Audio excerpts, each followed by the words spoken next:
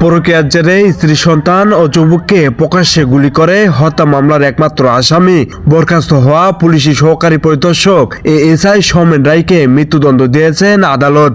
এ সময় তাকে 1 লাখ টাকা জরিমানা করা হয়। রোববার বিকেলে কুষ্টিয়া জেলা ও দায়রা জজ আদালতের বিচারক মোহাম্মদ রুহুল আমিন এ রায় দেন।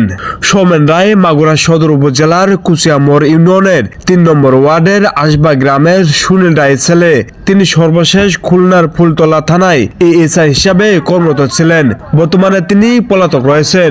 বিষয়টি নিশ্চিত করেছেন আদালতের সরকারি কৌশলী পিপি অনুপ কুমার নন্দী। আদালত সূত্রে জানা গেছে 2021 সালের 13 জুন সোয়া 11টার দিকে কুষ্টিয়া শহরের কাস্টম মোড় এলাকার নাজ ম্যানশন মার্কেটে বিকাশের দোকানের সামনে পরকীয়ার জেরে স্ত্রী আসমা খাতুন, তার ছেলে রবিন এবং আসমা